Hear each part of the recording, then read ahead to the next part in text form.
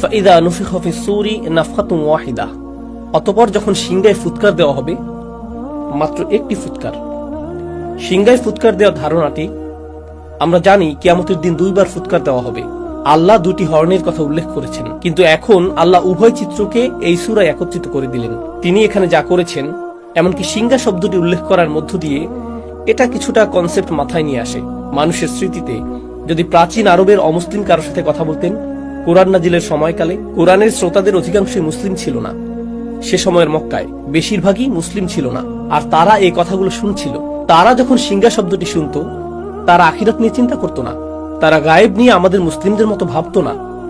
তাদের ভাবনাটা ছিল তারা যখন যুদ্ধ করতে যেত, একজন বিউগল বা সিংহা মুখে তুলে ফুৎকার দিত, সাথে সাথে ঘুমন্ত সৈন্যরা জেগে উঠত আর যুদ্ধের জন্য লাইন ধরে প্রস্তুত হয়ে যেত, কারণ যুদ্ধ শুরু হতে যাচ্ছে। সতর্ক সংকেত প্রদানের সময় এটা। বর্তমানেও মিলিটারি ব্যারাকে, মিলিটারি ক্যাম্পে ইত্যাদিতে অ্যালার্ম সিস্টেম, সাইরেন বা হর্ন বেজে উঠলে প্রতিটি সৈন্য জানে তাকে এক্ষুনি প্রস্তুত হতে হবে, ইউনিফর্ম পরতে হবে এবং রেজিমেন্টে গিয়ে দাঁড়াতে হবে। এমনকি যদি 10,000 সৈন্য হয়, 20,000 সৈন্য হয়, প্রত্যেকে তার করণীয় সম্পর্কে জানে। তারা এলোমেলো ভাবে দাঁড়িয়ে থাকে না, সবাই নিজ নিজ রেজিমেন্টে সুশৃঙ্খল ভাবে দণ্ডায়মান। হর্নের আওয়াজ সম্পর্কে বলতে গেলে আল্লাহ আযযা জাল্লা কোরআনের অন্যত্র বলেন, ওমা ইয়ালামু জুনুদা রাব্বিকা ইল্লা হুয়া, তোমার রবের বাহিনী সম্পর্কে তিনি ছাড়া কেউ জানেন না। এই হর্ন বেজে উঠলে আল্লাহর সমস্ত সৃষ্টি এমন ভাবে আচরণ করবে যেন তারা রিজার্ভ সৈন্য। এই সিগন্যালের অপেক্ষায় ছিল নিজ নিজ পজিশনে প্রস্তুত হতে। সকল সৃষ্টি প্রস্তুত। আল্লাহর সকল ফেরেশতা, আকাশমণ্ডলী, মেঘমালা, পৃথিবী সবাই একই পজিশনে মুভ করবে এই মহা ঘটনা সংঘটনের জন্য, এই উপস্থাপনার জন্য। তো ঠিক এরপরে আল্লাহ বর্ণনা করেন, ফাইদা নুফিখা ফিস-সূরি নাফখাতুন ওয়াহিদা ওয়া হুমিলাতিল আরদু ওয়াল জিবাল, জমিন এবং পর্বতমালাকে উপড়ে ফেলা হচ্ছে, বহন করা হচ্ছে। জমিন এবং পর্বতমালাকে বহন করার ধারণাটা অদ্ভুত, কারণ এখন তারা সবকিছু বহন করে। জমিন আমাকে আপনাকে বহন করে, জমিন আমাদের বাড়ি বহন করে, জমিন সবকিছু বহন করে। আর পাহাড় পর্বত বহন করে বিভিন্ন গাছপালা, পাথর এবং এর উপর স্থাপিত অন্য সবকিছু। তাদেরকে কেউ বহন করে না, তারা সবাইকে বহন করে। আল্লাহ ইতোমধ্যেই এমন একটি দৃশ্য বর্ণনা করেছেন যেখানে আমরা যা কিছুকে বাস্তব ভাবতাম তাকে উল্টে ফেলা হচ্ছে, বিপরীত দিক থেকে উল্টো করে ফেলা হচ্ছে। তো জমিনকে উত্তোলন করা হবে, বহন করা হবে, এর সাথে পর্বতগুলোকেও বহন করা হবে। এটা আরো ইঙ্গিত করে যে আমরা যাকে মনে করতাম এটা সব সময় নিজ স্থানে বর্তমান থাকবে, আমরা যাকে ভাবতাম এর ওজন আছে, দেখা যাচ্ছে এরাই ওজন হারিয়ে ফেলেছে, এদেরকে তুলে নিয়ে যাওয়া হচ্ছে। ফাদুক্কাতান দাক্কাতান ওয়াহিদা, আর একই আঘাতে তাদেরকে চূর্ণ বিচূর্ণ করা হবে, ফলে এরা সমান হয়ে যাবে। ধরুন হাতের মধ্যে নরম ভেজা ডো নিলেন, এরপরে সজোরে নিক্ষেপ করলেন, তখন এটা সমান হয়ে যায়। এই ধারণাটাই আল্লাহ বর্ণনা করেছেন যে সমগ্র পৃথিবীর অবস্থা এরকম হবে। তো পৃথিবীর উঁচু নিচে সব হারিয়ে যাবে। কুরআনের অন্যত্র আল্লাহ এভাবে বর্ণনা করেছেন, ওয়া ইযাল আরদু মুদ্দাত, যখন পৃথিবীকে টেনে সমান করে ফেলা হবে। অন্য সূরাতে এসেছে যখন সমুদ্রগুলো ফুটতে থাকবে। সূরাতুল কাহাফে তিনি একে বর্ণনা করেছেন সুআইদান জুরুজা হিসেবে, সমতল ভূমি, পিচ্ছিল ভূমি। আর এখানে তিনি বলছেন এটাকে সজোরে নিক্ষেপ করে সমান করে ফেলা হবে। এখন কোনো কিছুকে সমান করে ফেলার অর্থ হলো একটি মাস তৈরি করা হচ্ছে। সমগ্র পৃথিবীকে কেন সমতল ভূমিতে পরিণত করে ফেলা হচ্ছে? আয়াতগুলো অগ্রসর হতে থাকলে আমরা দেখব যে একটি দৃশ্য উন্মোচিত হচ্ছে। তিনি বলেন, ফায়াউমা ইযিন ওয়াকাতিল ওয়াকিআহ, ওই দিন আসল ঘটনা সংঘটিত হবে। তিনি ইতিমধ্যেই বলেছেন আল হাক্কাহ, আর এখন বলছেন আল ওয়াকিআহ। আল ওয়াকিআহ দারুণ আকর্ষণীয় একটা শব্দ, কারণ এটি এসেছে ওয়াকি থেকে। ওয়াকি অর্থ ভারী ওজন। তো আল্লাহ বলছেন সেদিন ভারী ওজনের পতন ঘটনা হবে। এটি অদৃশ্য জগৎ থেকে চূড়ান্ত বাস্তবতা পতিত হওয়ার বা ঘটার এক অভিব্যক্তি। কারণ সত্য সবসময় ওজনদার হয়, সত্য গুরুতর, সত্যের সারবত্য আছে, আর মিথ্যা হয় ওজনহীন, ফাঁকা। তো আল্লাহ বলছেন তখন ওজনদার সত্য ড্রপ করা হবে, অর্থাৎ তখন চূড়ান্ত বাস্তবতার অভ্যুদয় হবে। অতঃপর ওয়ানশাক্কাতিস সামা, এতক্ষণ যা বলেছি তা পৃথিবীতে ঘটতে থাকবে। সমগ্র পৃথিবীকে সমতল ভূমিতে পরিণত করা হবে। এরপর আল্লাহ বলেন ওয়ানশাক্কাতিস সামা, আকাশকে ছিঁড়ে খুলে ফেলা হবে। ইনশিকাক শব্দটি ব্যবহার করা হয় যখন একটি কাপড় নিয়ে মাঝখান থেকে ছিঁড়ে ফেলেন, মাঝখানটা এখন ছিঁড়া, একে বলা হয় ইনশিকাক।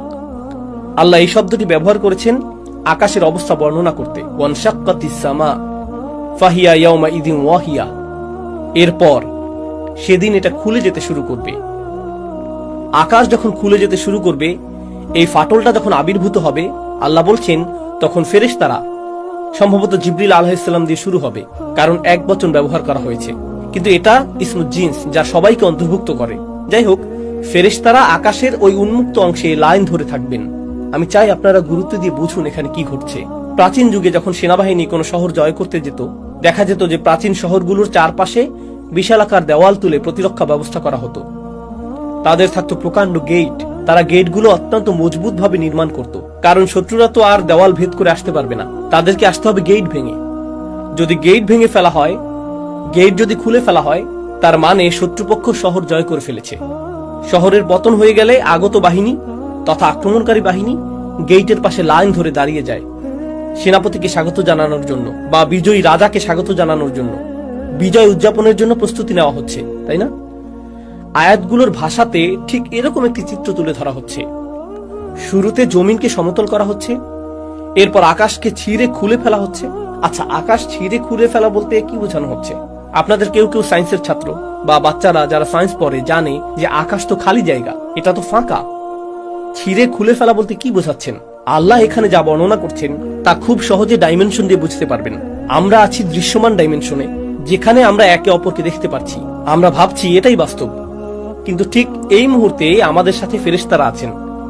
ঠিক এই মুহূর্তে কিরামান কাতিবিন, মর্যাদাবান ফেরেশতারা আমাদের সবকিছু লিখে রাখছেন একটি খাতায়।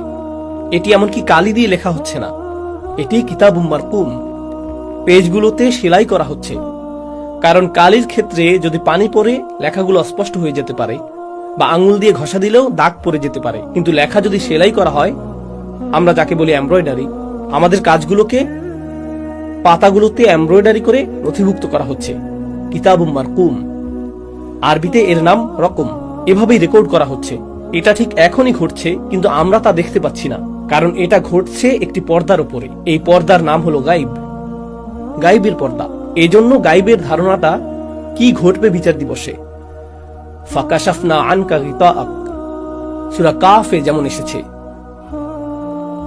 তিনি বলেছেন, আমি পর্দা সরিয়ে দিয়েছি, তোমার সামনে যে পর্দা ছিল তা আমি সরিয়ে দিয়েছি। অতএব এই মুহূর্তে চোখের সামনে একটি পর্দা আছে, যা আমাকে অদৃশ্য জগৎ দেখতে বাধা দিচ্ছে। ঠিক একইভাবে যখন কোনো ডাক্তারের কাছে যান, ওনারা যখন এক্সরে করেন, তারা এক্সরে মেশিনের ভেতর দিয়ে এমন কিছু দেখেন যা আমি আপনি এই মুহূর্তে দেখতে পাচ্ছি না। একটি লেন্স থাকে, একটি ডিভাইস থাকে, যা অদৃশ্য পর্দা দূর করে দেয়। ফলে আপনি শরীরের ভেতরের জিনিসও দেখতে পাচ্ছেন, যা অন্যথায় দেখা সম্ভব ছিল না। একই ব্যাপার মিলিটারি প্রযুক্তিতেও দেখা যায়। তারা থার্মাল গগলস পরিধান করে, যেটা দিয়ে আপনি দেয়াল ভেদ করে দেখতে পাবেন যে অন্য পাশে কতজন লোক আছে, বা এরকম কিছু। তো ধারণাটা অনেকটা এরকম। আল্লাহ বলছেন, অদৃশ্যের পর্দা ছিঁড়ে খুলে ফেলা হচ্ছে। অদৃশ্যের ওপারে কি আছে? ফেরেশতারা, অদৃশ্য জগৎ। তারা তখন দৃশ্যমান জগতে প্রবেশ করতে থাকবেন। তখন প্রথমবারের মতো মানবজাতি ফেরেশতাদের দেখতে পাবে। শেষ বিচারের দিন আকাশ ছিঁড়ে যে গেটটি খুলে ফেলা হয়েছে, আল্লাহ বলছেন ফেরেশতারা ওই গেটের সকল পাশে লাইন ধরে উপস্থিত হবেন। ওয়াল মালাকু আলা আরজাইহা ওয়া ইয়াহমিলু আরশা রাব্বিকা ফাওকাহুম ইয়াওমাইযিন সামানিয়া। এবং আরশ, আল্লাহর রাজ সিংহাসন, সেদিন বহন করা হবে ৮ জন দিয়ে। এই ৮ জন কারা সে বিষয়টা আল্লাহ বর্ণনা করেননি, কিন্তু মুফাসসিরগণ বলেন ওনারা ৮ জন বিশেষ ফেরেশতা, যারা আল্লাহর আরশ বহন করার দায়িত্বে নিয়োজিত। আল্লাহর আরশের একটি ভার্সন সেদিন বহন করে আনা হবে, শুধু মানুষকে দেখানোর জন্য যে রাজাধিরাজ আল্লাহ মানুষের বিচার শুরু করতে যাচ্ছেন। কারণ আগের যুগে এখানে প্রতীকের ব্যাপারটা গুরুত্বপূর্ণ। আগের যুগে গার্ডরা রাজাদের বহন করত এক ধরনের ছদ্ম সিংহাসনে, কারণ আসল সিংহাসনটা অন্য কোথাও আছে। এই বহনযোগ্য সিংহাসনটা আনা হয়েছে শুধু বিচার কার্য পরিচালনার জন্য। যদিও রাজার এখন আগমন ঘটেনি, কিন্তু সিংহাসন আনা হয়েছে। তো ওয়াহমিলু আরশা রাব্বিকা ফাওকাহুম ইয়াওমাইযিন সামানিয়া, আর্মিরা গেট খুলে ফেলেছে, সিংহাসন আনা হয়েছে ৮ জন দিয়ে। এই ৮ জন কি ফেরেশতা, নাকি আল্লাহর অন্য কোন সৃষ্টি? আলী রাদিয়াল্লাহু তাআলা আনহু সহ অন্যরা বলতেন যে ৮ জন বলতে কি ৮ জন, নাকি ৮,০০০, নাকি ৮ লেজন বোঝানো হয়েছে। মা হিয়া হাদিহিস সামান, আমরা জানি না এটা এই ৮ কারা, এটা আল্লাহ আমাদের জানাননি। তো তিনি বলেন ইয়াউমাইদিন তুরাদুন, এত সবকিছু কেন ঘটছে? কেন সমগ্র ভূপৃষ্ঠকে সজোরে সমান করে ফেলা হচ্ছে? কেন আকাশ ছিঁড়ে খুলে ফেলা হচ্ছে? হঠাৎ করে কেন ফেরেশতারা সব উপস্থিত হচ্ছেন? কেন সিংহাসন আনা হচ্ছে? এই সমস্ত কিছু কেন ঘটছে? ইয়াউমাইদিন তুরাদুন, সেদিন তোমাদের সকলকে, তিনি আমাকে বলছেন, আপনাকে বলছেন, সেদিন তোমাদের সকলকে হাজির করা হবে।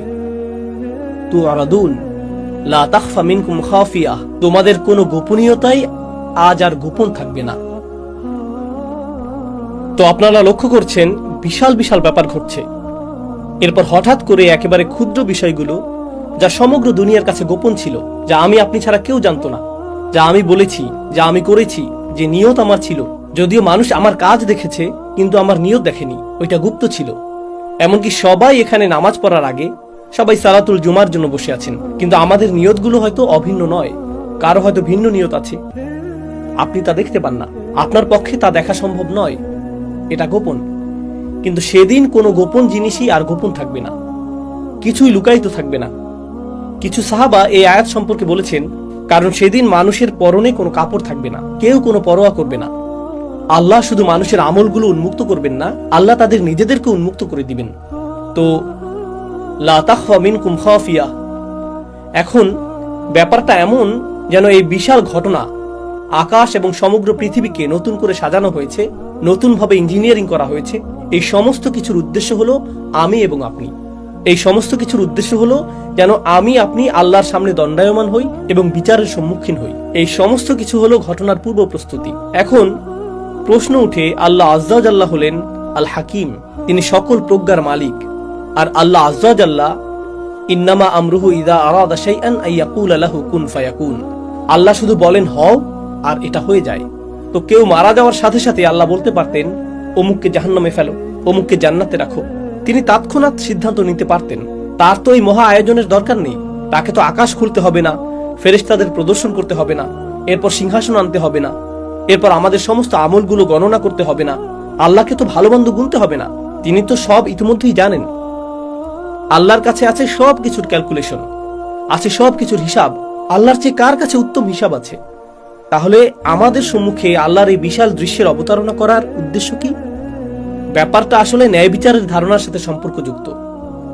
এই দুনিয়াতে মানুষ যে বিষয়গুলো চায় তার মধ্যে একটি হলো ন্যায় বিচার। কিভাবে ন্যায় বিচার হয়? দুটি বিষয় ঘটতে হবে যদি ন্যায় বিচার পেতে চান। প্রথম যে বিষয়টি ঘটতে হবে তা হলো বিচার প্রক্রিয়ার ন্যায্যতা থাকতে হবে, বিচার প্রক্রিয়ার নিরপেক্ষতা থাকতে হবে।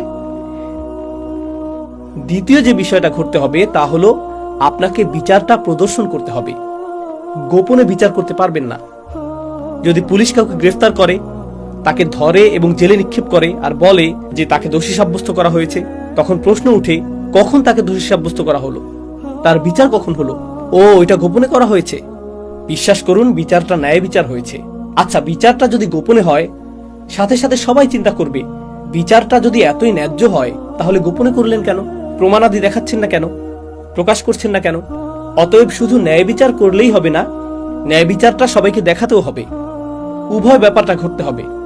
কাউকে জাহান্নামে ফেলা হলো, তখন সে বলতে পারে, হ্যাঁ আল্লাহ আমাকে এখানে ফেলেছেন, কিন্তু আমি খুবই ভালো মানুষ ছিলাম, আমি জানিও না আমি এখানে কেন, আমি তো সৎ জীবন যাপন করেছি। তারা এমনটা বলতে পারে। যদিও তারা ভালো মানুষ না হয়ে থাকে, তবু তারা এই অজুহাতটা দেখাতে পারে, কারণ বিচারটা তো তাদের দেখানো হয়নি, তাই না?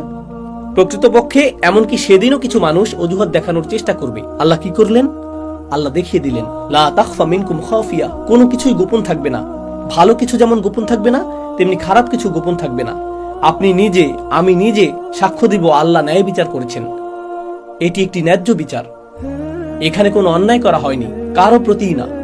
ফামান ইয়ামাল মিসকালা যাররাতিন খায়রান ইয়ারাহু ওয়া মান ইয়ামাল মিসকালা যাররাতিন শাররান ইয়ারাহু। অনুপরিমাণ ভালো কাজ এবং অনুপরিমাণ খারাপ কাজও আপনি নিজেই দেখতে পাবেন। এটাই মূল কারণ। এত বিশাল আয়োজন করা হবে এই জন্য যে যেন আল্লাহ প্রদর্শন করতে পারেন বিচারটা কত ন্যায়ানুগ হয়েছে।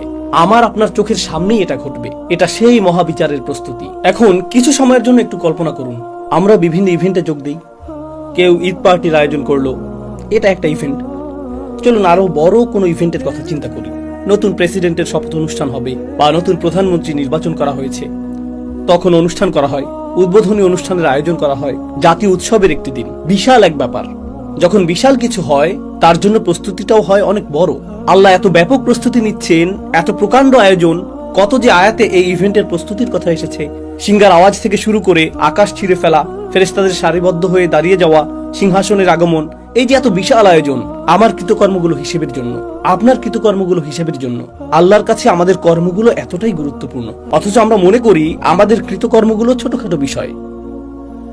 মনে আছে আমি যে শুরুতে বলেছিলাম, এই জগতে ক্ষুদ্র ক্ষুদ্র বিষয়গুলো বড় কিছুর দিকে নিয়ে যায়। আর বিচার দিবসে কি হবে? সেদিন বিশাল বিশাল ব্যাপারগুলো ঘটবে আমার আপনার একেবারে ক্ষুদ্র ক্ষুদ্র আমলগুলোর হিসাব নিকাশের জন্য। তাই আমাদের মুখ থেকে নির্গত হওয়া কোনো শব্দকে আমরা ছোট করে দেখি না, আমাদের কৃত কাজগুলোকেও আমরা হালকাভাবে দেখি না। এটাই মূল কারণ।